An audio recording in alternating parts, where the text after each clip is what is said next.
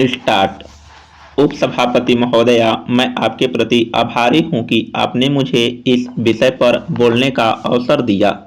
महोदया, इस सदन में जब श्रीलंका समझौते के संबंध में माननीय मंत्री जी ने बयान दिया था तो मैंने उस समय कहा था कि श्रीलंका का समझौता हमारे गले में हड्डी की तरह फंस गया है।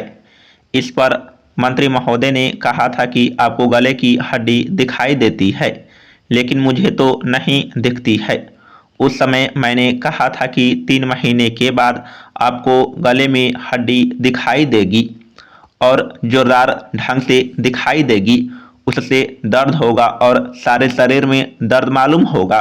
तो वह 3 महीने तो नहीं गुजरे, 2 महीने के बाद ही गले की हड्डी का दर्द बढ़ गया और सारे शरीर में, राष्ट्र के शरीर में वह दर्द आज व्याप्त है।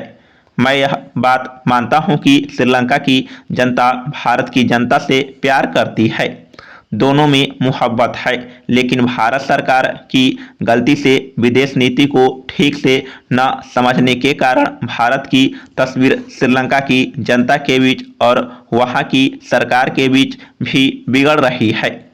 जब यह समझौता हुआ तो इसका स्वागत हुआ था। उनके प्रधानमंत्री कह रहे थे कि नहीं, यह जो समझौता के अंतराल से चीज निकल रही है वह गड़बड़ है। भारत विरोधी बयान लगातार आते जा रहे हैं। इस समझौते में हमें मिला क्या? न तो तमिल वालों को संतुष्ट कर सके और न सिंहली को संतुष्ट कर पाए। उस गरीब जनता का कोई हिस्सा हमारे पक्ष में नहीं है। ऐसी भारी गलती तो मैं समझता हूं कि एक बार हुई थी, लेकिन इससे हल्की गलती थी। जिस समय तिब्बत पर भारत ने चीन को सोवरेंटी मानी थी, उस समय भी तत्कालीन प्रधानमंत्री ने भारत सरकार का डिफेंस किया था। तिब्बत पर चीन की प्रभुसत्ता मानना उचित नहीं है, यह कहा था, लेकिन आगे चलकर उसका नतीजा यह निकला कि हमको कई हजार एकड़ जमीन गंवानी पड़ी। आज भी चीन हमारी धरती पर बैठा हुआ है और हमेशा आंखें दिखाता रहता है, पंजे चलाता रहता है, कभी किसी भूमि के हिस्से पर और कभी किसी हिस्से पर पंजा मारता रहता है। आज श्रीलंका की स्थिति जो है वैसी स्थिति कभी खराब नहीं हुई थी। भारत का वहां जाना गलत था, लेकिन अब ऐसा फंस गया कि उसको बाहर निकलने में भारी कठिनाई हो रही है। इनको तत्काल निकलना चाहिए। मेरा कहना है कि एक दिन की देरी किए बिना वहां से बाहर आना चाहिए। यह काम उनके सुपुर्द करना चाहिए।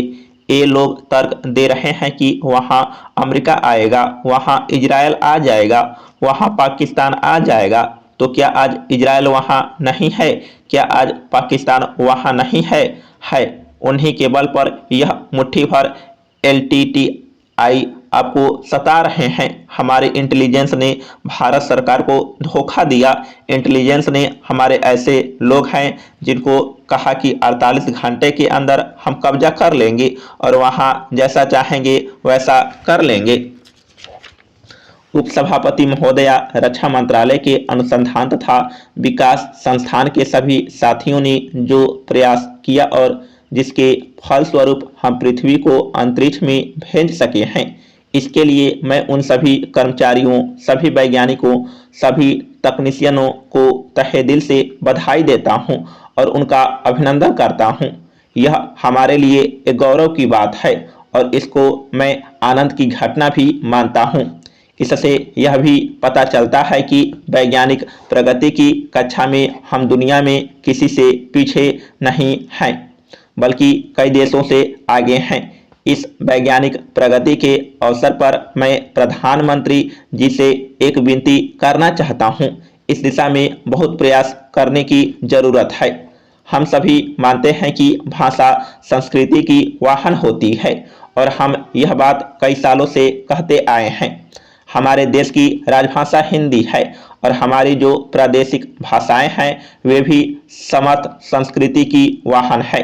मुझे राजभाषा समिति का एक सदस्य होने के नाते बार बार इस बात को देखकर दुख हुआ है कि इस देश में वैज्ञानिक प्रगति के नाम पर अंग्रेजी भाषा को बढ़ावा देने का प्रयास किया जाता है। कंप्यूटर और वैज्ञानिक प्रगति के नाम पर अंग्रेजी को चलाने की बात कही जाती है। मेरी आपसे प्रार्थना है कि इस देश की संस्कृति जिसका आप बार बार जिक्र करते हैं उसका संबंध भाषा से भी है। इस देश में अनेकों भाषाएं हैं। हिंदी इस देश की राजभाषा है और देश की जो अन्य प्रादेशिक भाषाएं हैं वे सब समर्थ भाषाएं हैं। वैज्ञानिक उपकरणों के द्वारा हम इन भाषाओं को और भी प्रबल बना सकते हैं। वैज्ञानिक साहित्य के द्वारा देश की आत्मा की एकता को और भी अधिक मजबूत बना सकते हैं, ऐसा मैं मानता हूं। इसके लिए प्रादेशिक भाषाओं को समर्थ बनाने के साथ साथ देश को जोड़ने वाली राजभाषा हिंदी को भी समर्थ बना सकते हैं। समाप्त।